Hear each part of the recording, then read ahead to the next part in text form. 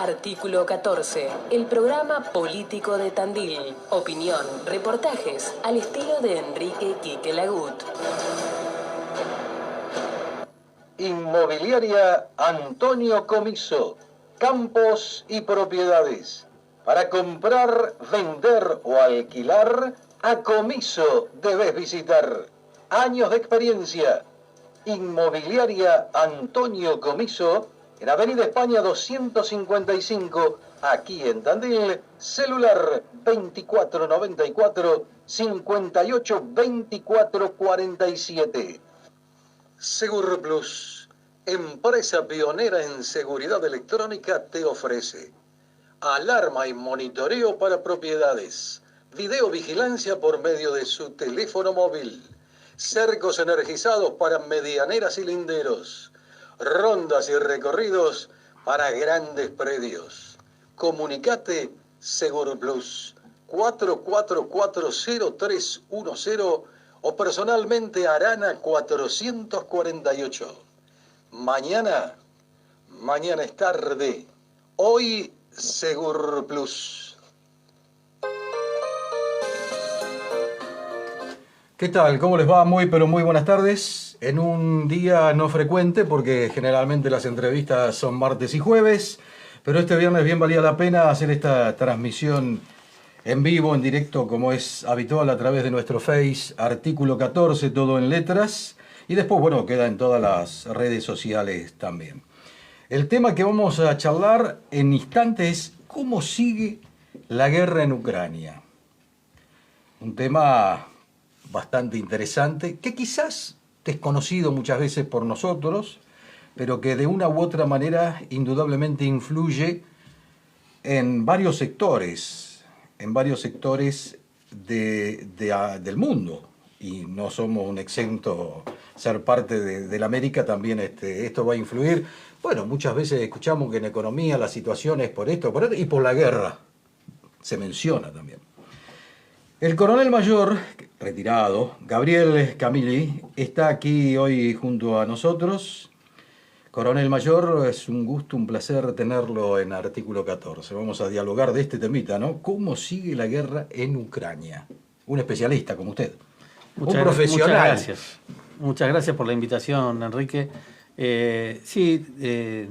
Digamos, después de 40 años de carrera militar y habiendo culminado mi carrera militar como director de la Escuela Superior de Guerra Conjunta de las Fuerzas Armadas, decano de la Facultad Militar Conjunta y con un vasto estudio en estrategia y geopolítica, a pocos días de retirarme de las Fuerzas Armadas empezó esta lamentable guerra de Ucrania y Rusia, o Rusia contra Ucrania, de acuerdo como lo queramos ver, y empecé a percibir ahí que en los medios empezaban a aparecer opiniones muy, digamos, light, por llamarlo de alguna manera, muy sencillas. La misma gente que hacía 2 años opinaba sobre la pandemia, opinaba hacía 2 meses antes, sí, claro, del incendio de las tierras en Corrientes. Dije, no, bueno, acá vamos a ver si podemos poner alguna opinión un poquito más profesional a la cantidad de cosas que se escuchaban en ese momento, como es habitual, los opinólogos, ¿no? Y bueno, ahí escribí mi primer artículo a la prensa, en el diario La Prensa, que me publica un artículo por semana desde ese momento, desde el 26 de febrero, apenas 2 días después, hice mi primer artículo, y ya llevo 70 artículos, a razón de 1, y a veces, cuando hay situaciones excepcionales, 2 por semana. Diario La Prensa está en forma digital o en formato papel, de acuerdo a lo que la gente quiera encontrarlos. Y bueno, ahí empecé a volcar mis opiniones basado en los estudios y la experiencia profesional que había adquirido en mi carrera militar. Y ahí vamos a entrar entonces. Adelante, sí. Uno, por lo menos... Bueno, debo decir que yo sigo mucho televisión y noticias de France 24, en la parte francesa. Entonces me entero algunas cuestiones que difieren muchísimo a lo que por ahí se dice aquí en la Argentina, de este tema y otros temas, ¿no? Sí. Obviamente. Yo recuerdo que cuando comienza la guerra, cuando comienza la invasión esta de los rusos a Ucrania, algo dijo Putin que la guerra había comenzado en el 2014, en el 2014, que esta guerra ya había comenzado en el 2014. ¿Qué quiso decirnos y cuál es la realidad? Perfecto, me viene muy bien esta pregunta. ¿Por qué es el inicio realmente? En el 2014, a la sazón, me encontraba como agregado de defensa naval, aéreo y militar en la República de Alemania y era el agregado de defensa ante Austria, Alemania y Suecia, 3 países centrales de Europa en ese momento cuando se produce este hecho inicial. El 2014, ustedes se acuerdan, Rusia recupera, según su visión, recupera la península de Crimea con un golpe maestro y en una guerra tipo relámpago y ciertas partes del Donbass actual. Eso es verdad, lo que decía el presidente Putin, porque yo estando en 2014 ahí, empezó la guerra y quedé del 2014 al 2016 donde vi esta primera etapa de esa guerra. Ajá. En esa primera etapa, Rusia produce este hecho, que es la ocupación nuevamente de lo que ellos reivindican como propio, que era la península de Crimea, y parte del Donbass. Y después, entre el 2000, vienen los acuerdos de Minsk, donde se firma entre las potencias, entre ellas Alemania, con la canciller Angela Merkel, que oficia como mediadora, unos acuerdos de paz para interponer entre Ucrania y Rusia. A partir de ahí empieza una guerra, lo que se llama guerra híbrida o guerra asimétrica, donde hay en las zonas pretendidamente de origen ruso, empieza a haber combates en forma asimétrica, hay una estabilización y hay un periodo de tiempo donde no hay guerra. Yo no lo llamo paz porque la paz es la tranquilidad en el orden, donde debe haber hay un cese al fuego o un acuerdo de partes. Y por eso es lo que dice el presidente Putin, que en el 22 vuelve a retomar esa ofensiva. Con esto quiero hacer una aclaración.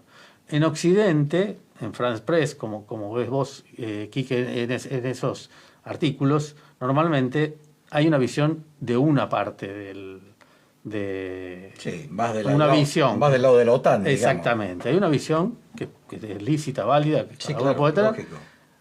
Lo que yo llamo la atención que hay toda una visión de otros lugares que no son la misma, sobre todo en la prensa no occidental de este tipo. Entonces, yo para hacer estos análisis uso toda la prensa completa. Tenés opiniones de India, tenés opiniones de China, tenés opiniones de otros países importantes que no son propiamente el llamado occidente atlantista. A lo que me llama la atención a mí es que hay que ser objetivo porque esta misma técnica que se usa para con Rusia se ha usado para con la Argentina en 1982, cuando ante el mundo la prensa dirigida por Gran Bretaña nos acusó de haber invadido las Islas Malvinas. Y lejos de haber invadido las Islas Malvinas, la Argentina, como todos sabemos, recuperó o restauró lo que en 1833 nos fue quitado. Claro. Entonces, ante el mundo, Inglaterra quiso hacer quedar a la Argentina como potencia agresora. Algunos países lo creyeron y otros, gracias a Dios, nuestros hermanos iberoamericanos nos respaldaron y no lo creyeron. Entonces, en esto está un poco el tema de cómo se ve y cómo se lee la guerra. Yo, en uno de mis artículos, titulé a todo este problema de entender y de conocer la verdad, la niebla de la guerra. La niebla de la guerra 2.0. La niebla de la guerra es una figura que escribe Clausewitz, que es el teórico más importante de la guerra que ha existido, junto con Sun Tzu. Y él habla de la niebla de la guerra porque en ese momento para el comandante se le hacía difícil ver el campo de combate completo le llama la niebla por la polvareda de los caballos, el humo de los cañones, todo eso generaba enturbiaba la visión del comandante y no le permitía ver.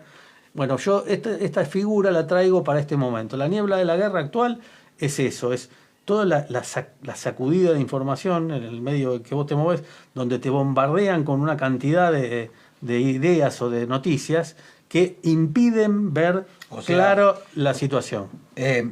Tenemos negro y blanco, pero no es así. Están todas las tonalidades en el medio, de grises. Normalmente que no las conocemos. Exactamente. Normalmente Ahí es así. está, ¿no? Y ahí está la tarea que uno, digamos, con honestidad intelectual, no siendo parte ni de un lado ni del otro, trata de analizar con objetividad. Eso es lo que trato de volcar. No solo, sino yo cuando me retiré fundé una fundación que se llama Instituto Elevan, Estudios y Legado en Valores Nacionales, donde tengo un equipo multidisciplinario de gente que es experta en relaciones internacionales, en geopolítica, en estrategia, en historia militar. Entonces, juntos hacemos este tipo de análisis y vamos confluyendo sobre cómo va el desarrollo de la guerra. No sé si esto, no quiero comprometerlo, pero en lo que usted está explicando, coronel mayor, hay también un gobierno. El gobierno argentino tiene su política exterior. En esa política exterior, por ahí vimos que íbamos por un lado, con relación a esto, Ucrania, Rusia. Por otro lado, íbamos por otro. ¿Está desacertado o en realidad es la propia situación que varía? Los países como la Argentina, que tienen una alta dependencia por su deuda y por sus están limitados en su capacidad de maniobra en cuanto a relaciones exteriores.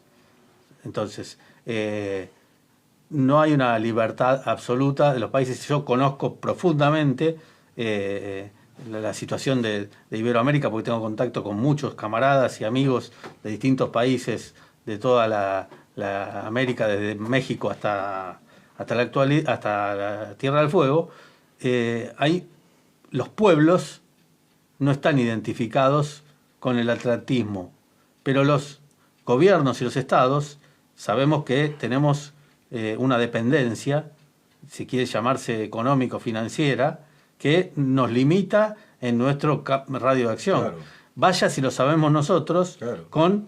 al ser la única nación de Iberoamérica con una provincia ocupada por un enemigo hace 150 años. Claro. Entonces, tenemos una dependencia. Y eso nos limita hasta en el restablecimiento de nuestros armamentos, de la compra de armamentos. Inglaterra ha vetado sistemáticamente la compra de distintos sistemas de armas que la Argentina ha querido adquirir para recomponer, como cualquier fuerza armada, su aparato militar. Y nosotros tenemos un impedimento grave en ese sentido. Entonces, es una situación compleja que hay que tratar de entender. No hay que esconder la cabeza como el avestruz, porque los problemas hay que enfrentarlos y desarrollarlos, pero esto, digamos, uno que no tiene la responsabilidad lo puede decir con claridad. Y creo que lo que estoy diciendo es de sentido común y al buen entendedor poca palabra. ¿Se entiende lo que quiero decir? Sí, nos ponen el pie en la cabeza, para que no se pueda desarrollar absolutamente nada militarmente. Yo lo percibo así. Claro.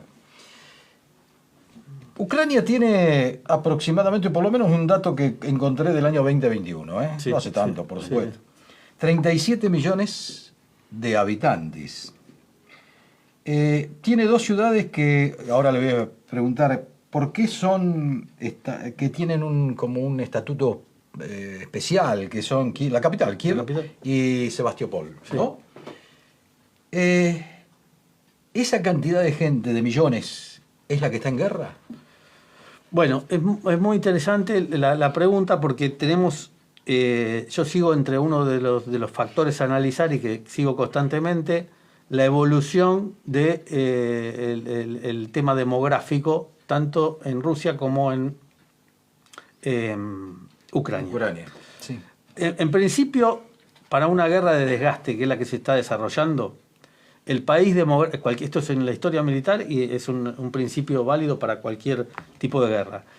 Demográficamente, para la guerra de desgaste que está desarrollándose ahora, el país que tiene mayor entidad demográfica es el que tiene mayores posibilidades de sobrevivir. Claro. Desde Julio César hasta la sí, actualidad. sí, Eso es una sí. cuestión de, Sí. de matemática propia. De estos 37 millones que estamos analizando contra 140, 150 millones de habitantes que tiene Rusia, y la dimensión geoestratégica y geoespacial de cada uno es también distinta. Tenemos un país de Ucrania de 1000 kilómetros de largo por 890 de ancho aproximadamente, desde su punto más este hacia el oeste, y Rusia el país más grande del mundo, digamos, en extensión, que es euroasiático. Tiene una gran parte en Europa, más allá de los Urales, en Asia. O sea que es un país El otro es un país de Europa Oriental. Exactamente. Entonces, vamos de vuelta a la demografía, a la población. La población, tenemos esos millones de habitantes que vos mencionaste adecuadamente.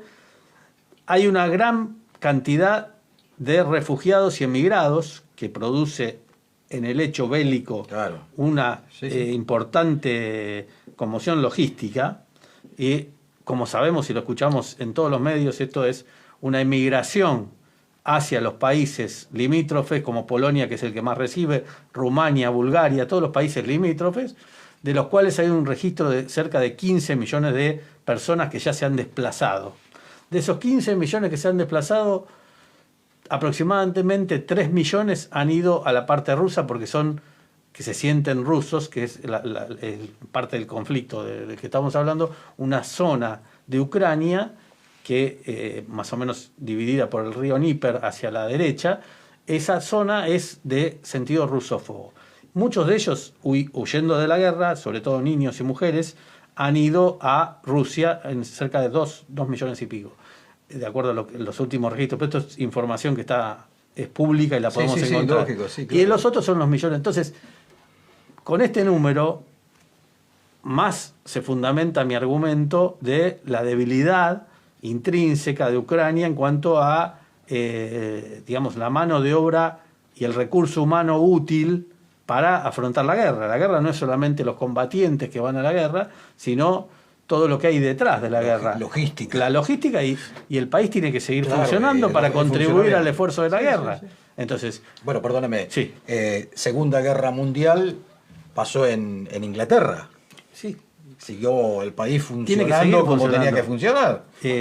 y más el aparato productivo. Sí, claro, tiene sí, que sí. seguir sosteniendo el grano, todo esto que escuchamos, tiene que seguir sosteniendo el esfuerzo bélico.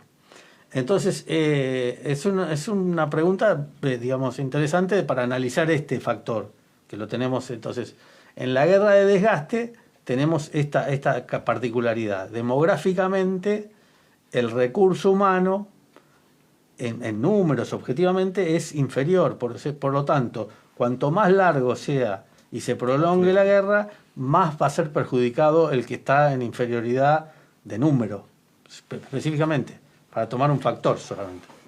Ahora, y acá le pregunto a usted, que es un especialista en este tema, si yo dejo pasar, como usted mencionaba, y provoco, por eso lo de Rusia, que muchos creíamos, o se creía que la guerra duraba una semana, y no duró una semana, ¿no?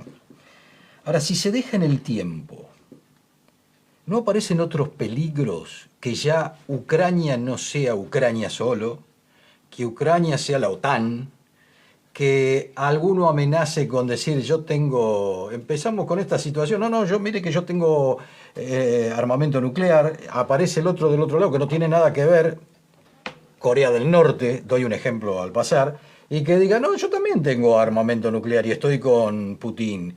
No está el temor, digamos, que podemos tener todos los mortales en la Tierra, de decir, bueno, ¿y si esto desemboca de la nada en un conflicto nuclear? Es exactamente correcto, porque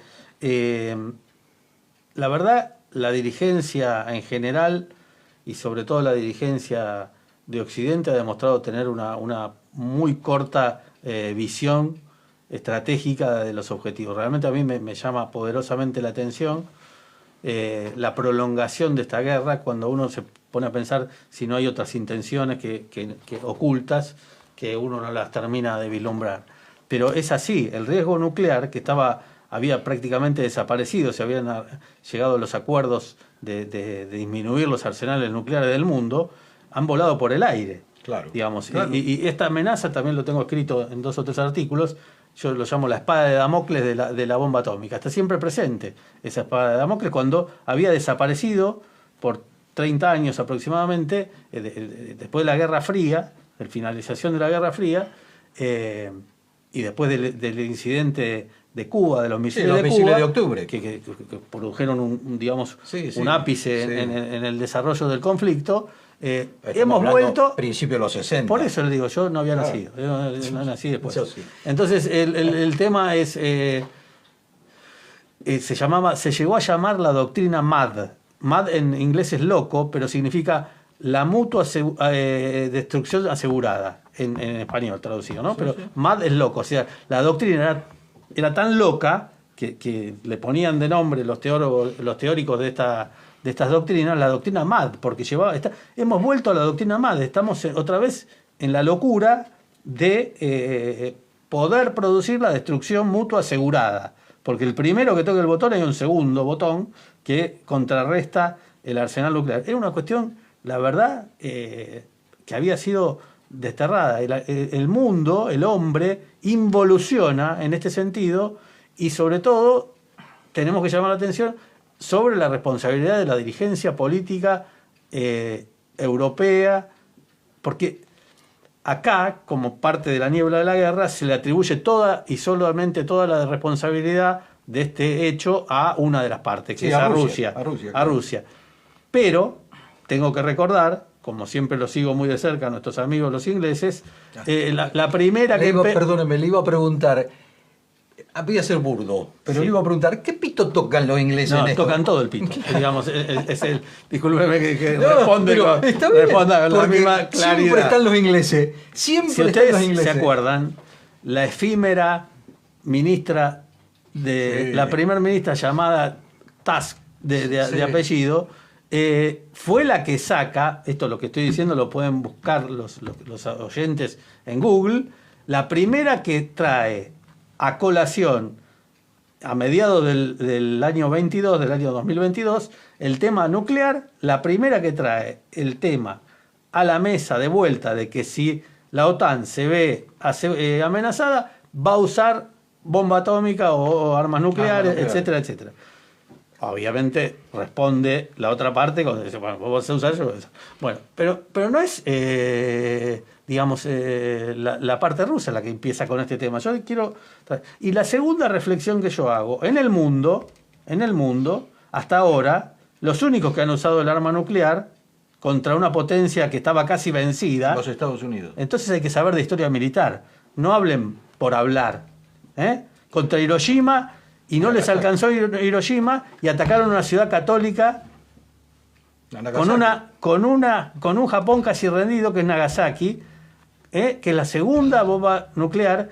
Y hasta ahora la bomba nuclear, lo digo nuevamente con objetividad, no tengo ningún beneficio ni por un lado ni por el otro. Pero objetivamente, hasta ahora en el mundo, un solo sector de este que está peleando ha usado la bomba atómica y ha amenazado. Y nosotros, en la guerra de Malvinas, circuló por allí que si Inglaterra se veía perdidosa, usted lo habrá escuchado. Sí, sí, sí. ¿Qué iba a usar? Bueno, ¿qué tenía la Sheffield? Exactamente, ¿qué iba a usar? Ese barco ¿cómo Bueno, era una? No me acuerdo. Corbeta era, ¿no? Sí, sí, sí. La corbeta que está hundida, ¿qué tenía? Bueno, hay muchas versiones de este tipo que yo no las descarto porque conociendo al oponente no le regalo nada. Entonces, ¿quién tiene la racionalidad acá? ¿Dónde está la racionalidad? Entonces, casualmente en un próximo artículo estoy escribiendo sobre eso. La racionalidad que va a salir el lunes en la prensa. La racionalidad de los dirigentes. Sí, la guerra de todas maneras es irracional. Por supuesto que es irracional, Claro. pero hay que poner...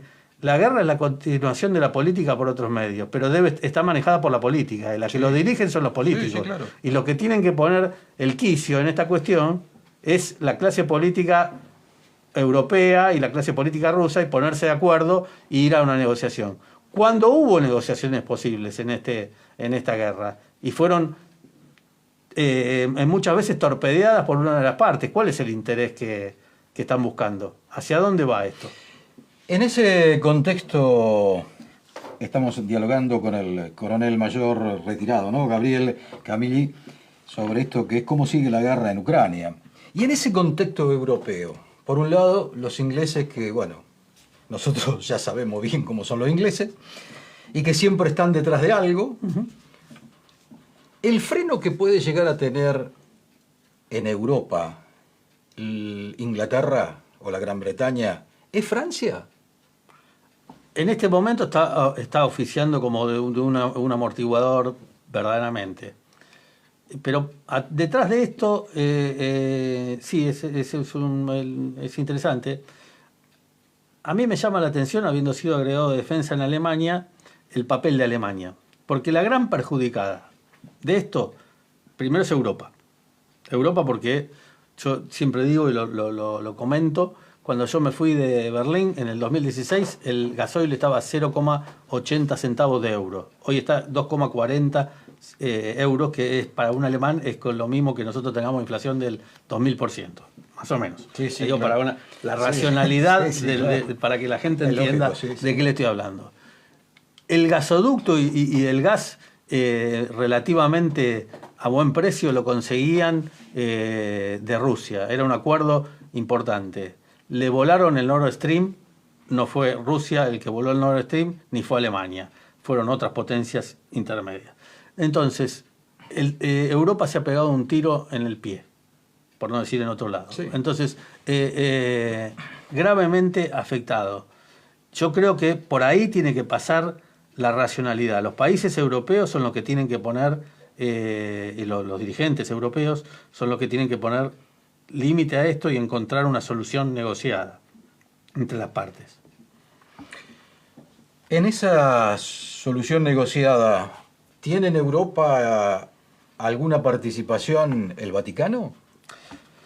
Bueno, el Vaticano ha tratado de mediar en forma, digamos, oficiosa y oficial. Hay imágenes de esto, el cardenal que envió su santidad al Papa Francisco. A mi entender, no ha sido bien tratado por la parte ucraniana, ¿sí?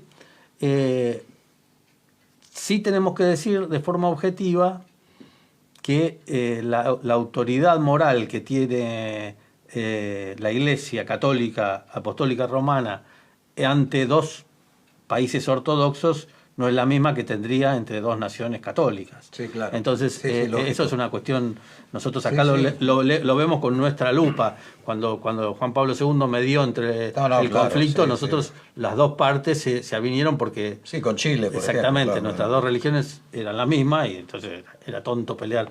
Entonces, sí, hay buenos oficios. El Papa habla de la guerra mundial por partes, que esto coincido plenamente, hay una guerra mundial por partes, porque no es el único conflicto, es el que hoy está a los tiros y las bombas se ven, pero hay otros conflictos, digamos, con otro tipo de agresiones, en lo que se llama la guerra irrestricta, y en la doctrina esta de la guerra irrestricta, no solamente se combate por parte de los ejércitos, se combate con ataques financieros, ataques cibernéticos, distintos tipos de cosas que no son tan visibles, pero son tan o más dolorosas que las balas que matan a las personas. No son los tanques del nazismo en la Segunda Guerra, pero también hacen mucho daño. Mucho daño a las Claro. poblaciones, y lo Sí, que sufren claro. son los pueblos. Claro. Ese Y es estamos el- sufriendo por eso aquí en Argentina. ¿Es parte también de esta historia, de esta guerra de Ucrania-Rusia? No sé si de Ucrania a Rusia, pero lo que tenemos que ver es que estamos ante un momento del mundo que estamos pasando de un mundo unipolar a un mundo de mínima bipolar o multipolar. Entonces, ante nuestros ojos estamos viendo ese momento histórico, ¿sí? Un momento histórico casi igual a la caída del muro de Berlín, que fue un hecho puntual, Sí, claro. pero que cambió la geopolítica mundial. Total. Bueno, entonces, estamos ante un mundo unipolar de origen atlantista que está viendo que hay otras potencias que le están disputando el poder. ¿Sí? En ese esquema de mundo unipolar hacia un mundo multipolar, la Argentina tiene una inserción en un sector determinado del mundo, que no sé, donde hemos caído, donde estamos, donde evidentemente toda Iberoamérica va a tener que tomar una decisión. cómo y dónde va a mantenerse alineado. Ese es un problema muy interesante que no veo que esté siendo abordado por la gran dirigencia política iberoamericana, digamos. Los problemas nuestros o causados, generados, nos distraen en cosas de todos los días que escuchamos que no tienen nada que ver con este esquema geopolítico. Por eso, si vos ves bien, sí, que, un planteo político por ninguno de los candidatos, digamos, de estrella de cualquiera de los partidos, estos temas son ni siquiera, digamos, analizados, porque estamos en la cosa de todos los días, en nuestros problemas que son graves y son muchos, pero claro que tienen que ver. Uno no vive en el mundo y en la sociedad, digamos, como dentro de una esfera de cristal o dentro de un huevo, encerrado y no saber, todo nos impacta. La Argentina podría tener una gran producción en este momento y una gran posibilidad de insertar en los mercados todo aquello que está siendo deficiente a causa de esta guerra. Ucrania y Rusia producen cerca del 30% del grano mundial. Entonces, la Argentina está muy lejos de esos niveles, pero tenemos la potencialidad para hacerlo, para la potencialidad de ocupar esos espacios y crecer. También la guerra es, en este aspecto, estamos en una tierra, acá en Tandil, una zona fértil, importante, sí, claro, de nuestra pampa productiva. Tiene que ver, otra zona muy importante y que está siendo, digamos, lastimada, es esta zona de Ucrania. Las mejores tierras en esa zona, Ucrania, Rusia, de esas pampas tan ricas, donde se tira algo como acá en la Argentina y crece, está siendo sistemáticamente destruida en su producción. Entonces, eso tarda en recuperarse años y años. Por supuesto. Ahora, cuando se dan estas situaciones, y yo le pregunto porque desde el punto de vista, desde años y años hacia atrás en la historia, siempre hay potencias, pero esas potencias caen, emergen otras, y así va todo esto o así. ¿Quién estarían emergiendo en este tipo de conflicto? ¿Quién puede emerger? Bueno, acá tenemos, es verdad que ningún reino es eterno, digamos, tenemos los romanos, Francia, el mismo Imperio Español, digamos, que se jactaba Felipe II de que su imperio no se ponía el sol. Claro. No se ponía el sol, aquella imagen muy interesante, muy importante, que fue muy importante. ¿Sabes? Bueno, en este momento, ¿cómo veo yo la visión multipolar hacia la que tendemos? Es que hay un hegemón, va a haber un hegemón o dos hegemones que son los principales, que puede ser, no digo que el área, el eje anglosajón norteamericano vaya a desaparecer, pero no va a ser el único. Está siendo disputado por China en forma muy clara, en materia económica. Hoy comentábamos que el 30% de la producción industrial de todo lo que se produce en el mundo se produce en China, claro, y el 20% en los Estados Unidos. Entonces ya tenemos un desbalance en la producción industrial. Pero después hay países como Rusia que, a lo mejor sin llegar a ser el hegemón total, tienen una capacidad militar, nuclear y de producción de alimentos y de producción de bienes, de servicios y de minerales, la riqueza del gas y del petróleo, que lo convierten en una potencia regional que va a querer mantener su hegemonía. Pero hay otros, la India, próximamente va a ser el país más poblado del mundo, superando ampliamente a China, superándolo en varios millones de habitantes. Turquía, con la intención de restaurar el Imperio Otomano. Claro.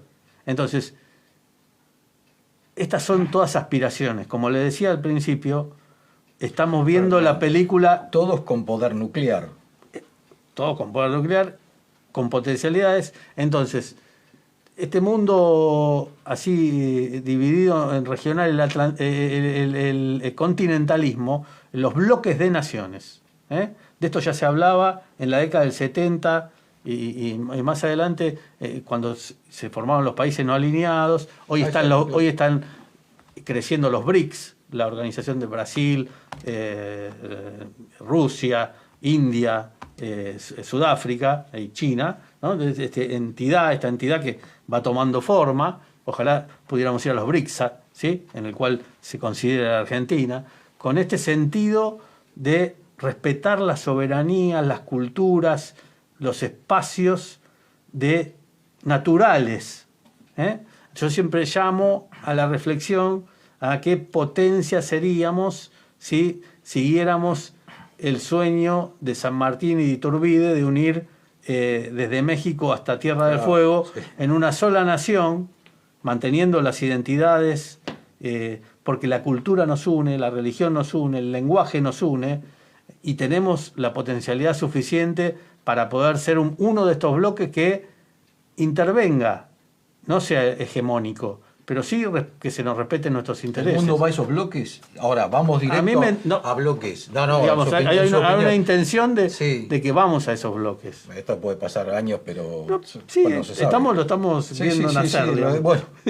Ahora, con toda esa potencialidad que tiene Rusia, militar, por ejemplo, y otras cosas también, porque tiene la parte de astronomía, tiene todo. Bueno, sí, satelital. Satelital, tiene todo.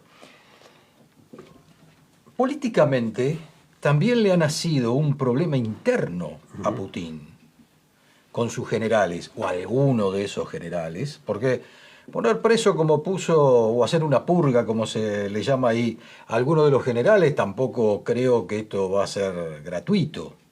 Sí. Políticamente, ¿cómo se va a ubicar Putin al dejar que esto, más allá de lo que hablamos de la problemática nuclear, pero él, ¿cómo se va a ubicar políticamente si esto sigue en tiempo con toda su gente, sus generales fundamentalmente? Bueno, ya tiene uno que le llegó a las puertas de Moscú.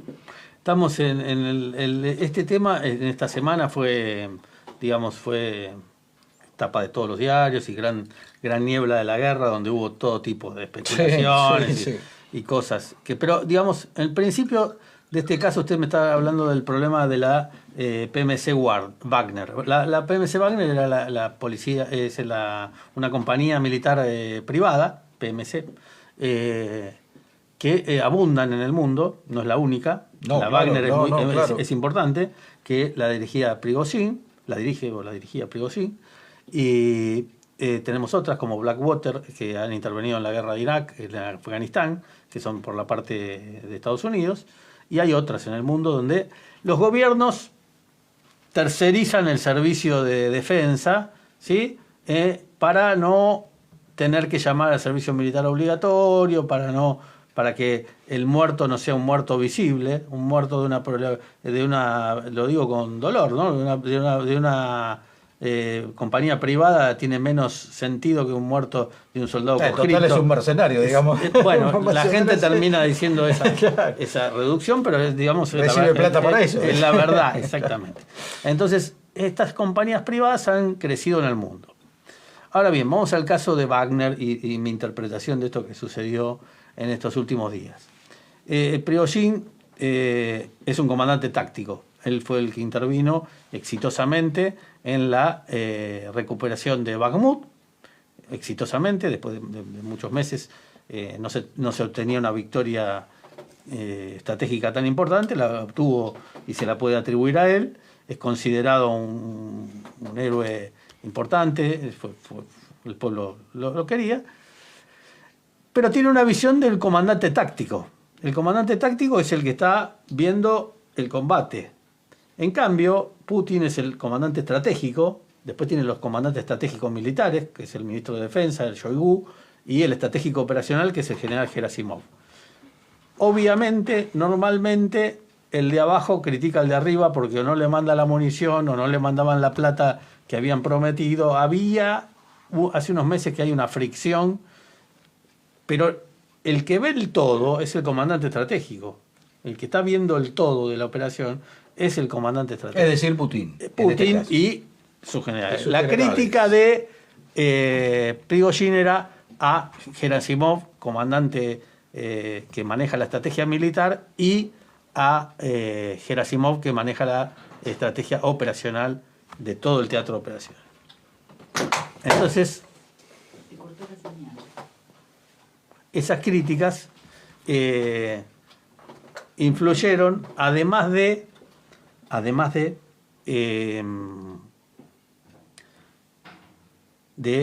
haber un objetivo, a lo mejor, que no conocemos a la distancia, de tipo político, de querer proyectarse su figura a nivel político. Todo esto influyó. Lo cierto es que la cohesión del gobierno reaccionó aparentemente bien hasta ahora de lo que vemos y redujo esto y se consolidó en su posición. Se consolidó en su posición de esta manera. Ahora, hay distintas versiones. ¿Es verdad todo lo que vemos? ¿Es un engaño más? ¿A dónde se situó Prigozhin? En Bielorrusia, a 100 kilómetros de Kiev. ¿Esto es un engaño o es una amenaza nueva por el flanco norte a las tropas de Ucrania nuevamente? Entonces, todo esto también está en desarrollo. Claro. Y la otra cosa importante que hace a tu pregunta es, hay dos, para mí, he identificado, cada uno de los oponentes tiene un centro de gravedad. El centro de gravedad es la fuerza que lo sostiene. Si se cae ese centro de gravedad, se cae todo el aparato militar y político. Del lado ucraniano, vamos a empezar primero por el lado ucraniano, para mí el centro de gravedad es la capacidad de mantener alimentado el aparato bélico que Occidente le está proveyendo, en munición, tanques, aviones. Si eso se corta, cae como fruta madura la posición ucraniana. ¿Cuál es el centro de gravedad para mí que mantiene a Rusia en combate? La cohesión interna de su pueblo con su gobierno. ¿A dónde atacaron? ¿Qué se le atacó en estos días? Esa cohesión interna. ¿Se comprende? Digo, sí, cómo lo miro yo desde el punto de vista estratégico. Sí. Dos centros de gravedad que yo ya los tenía identificados. ¿Qué atacaron? Esto.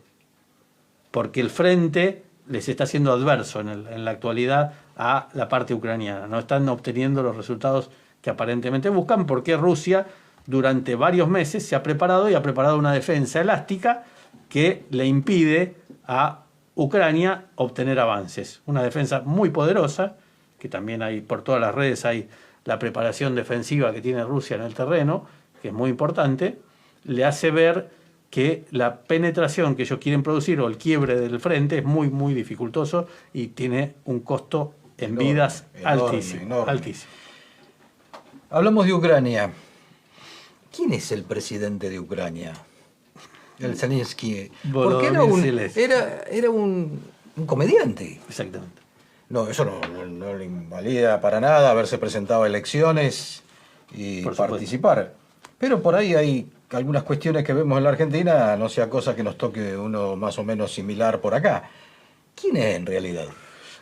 Es muy interesante porque desde el punto de vista del análisis del conflicto, siguiendo a Clausewitz, existe lo que se llama la maravillosa Trinidad, le llama él. La Trinidad está compuesta por el gobernante, esto ahora y en el siglo, ponerle el ejemplo en el siglo XV, en el siglo XVII, bueno, cuando hace el modelo, Clausewitz lo hace con Napoleón, ¿sí? La Trinidad es la siguiente.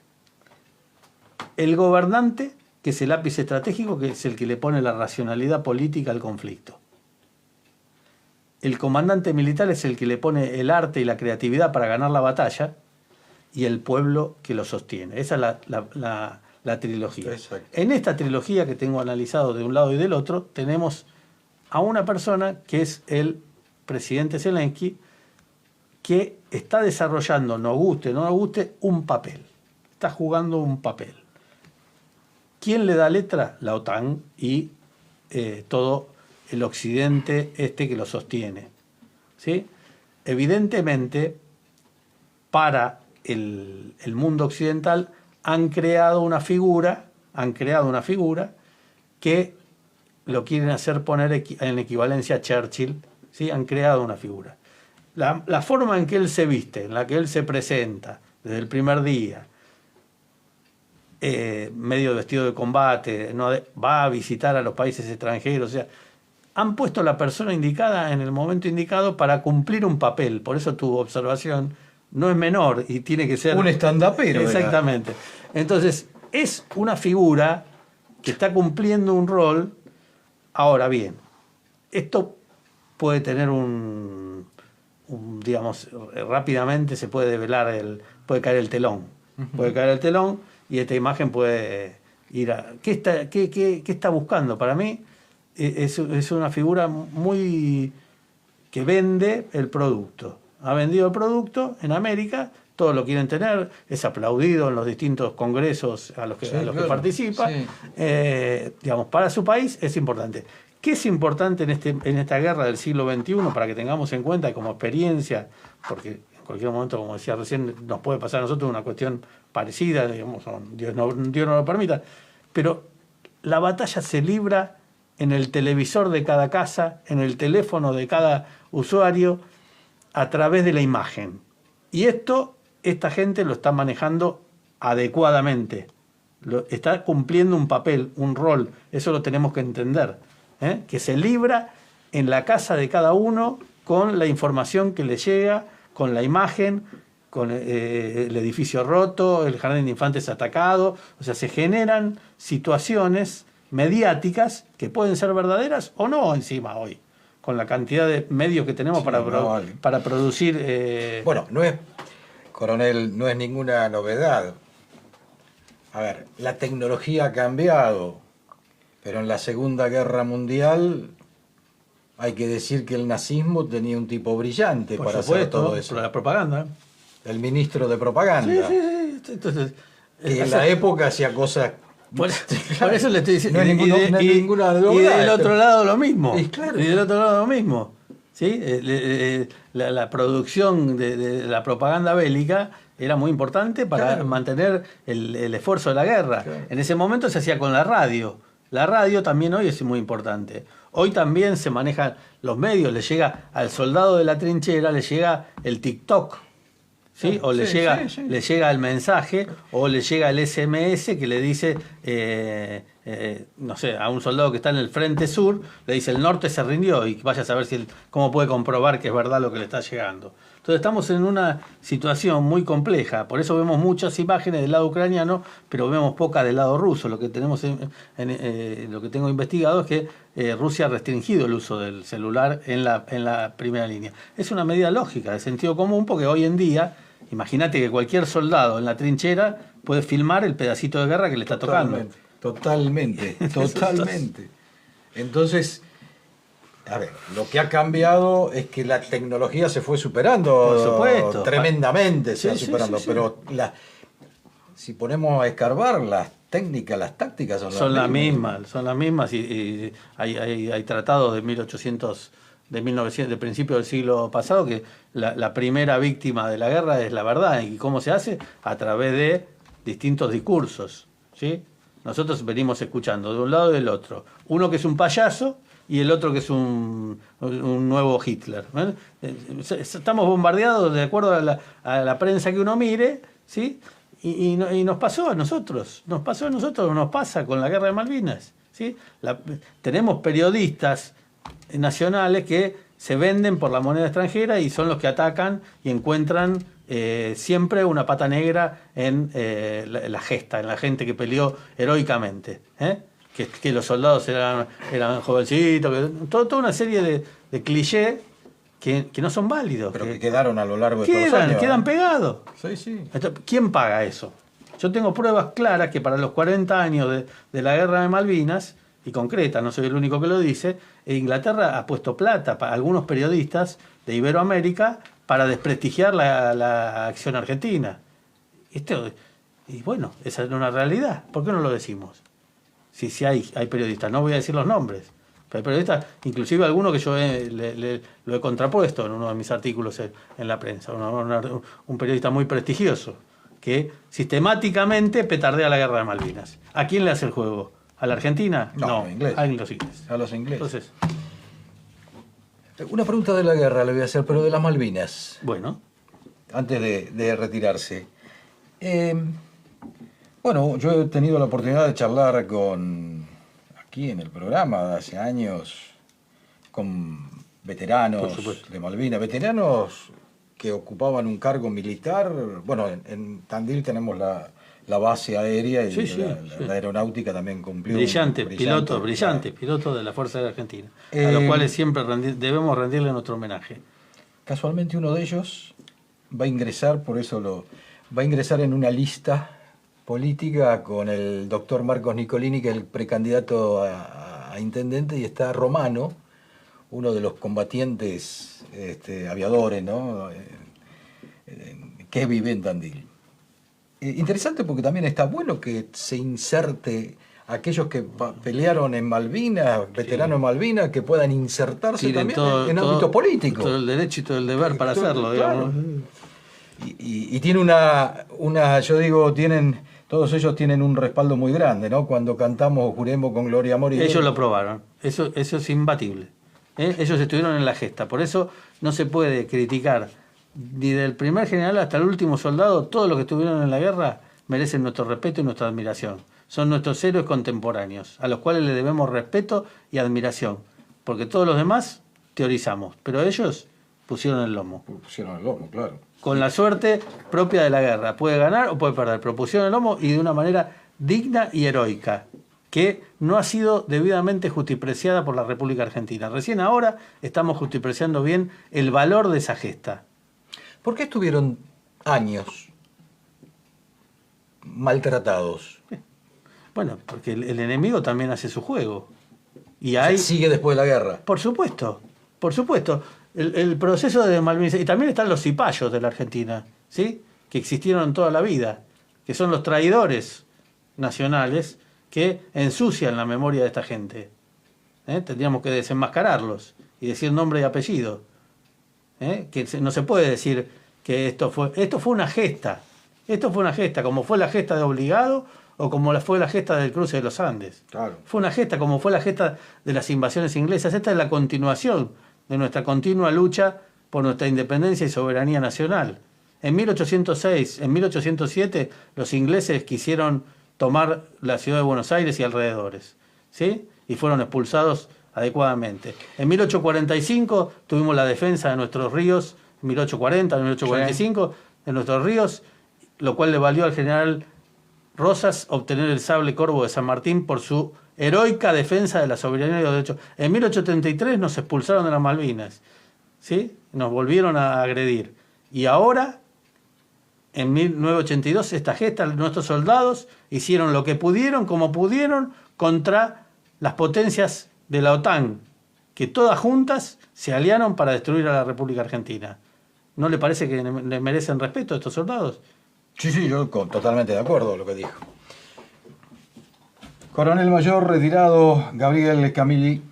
Bueno, la verdad ha sido un gusto enorme haber compartido este rato en Artículo 14 con usted. Hemos escuchado cuestiones que no son comunes de escuchar, y sé que hay gente que está viendo que está vinculada también a la política tandilense, en muchos casos, porque bueno, llama la atención. Y queda el agradecimiento de mi parte por su visita y decir que hoy, y voy a decir porque esto queda en las redes, 30 de junio, 19 horas, Biblioteca Rivadavia, ahí va a poder explayarse, y aquellos que quieran preguntar, creo que también hay preguntas. Sí, 18:30. 18:30 es, perdón, 18:30. creía que era 19. 18:30 entonces en la Biblioteca Rivadavia. Sí, presencial, lo presencial tiene una vivencia, uno puede interactuar, puede conversar, y ahí tenemos algunas imágenes que también apoyan la exposición. A la historia. Muchas gracias por estar. Gracias, Quique, por tu invitación. Por favor. Gracias. Un saludo grande. Carlos Méndez Paz, tengo que agradecerle porque fue quien me permitió que usted esté aquí hoy. Por gracias. Gracias, Gracias, muy amables.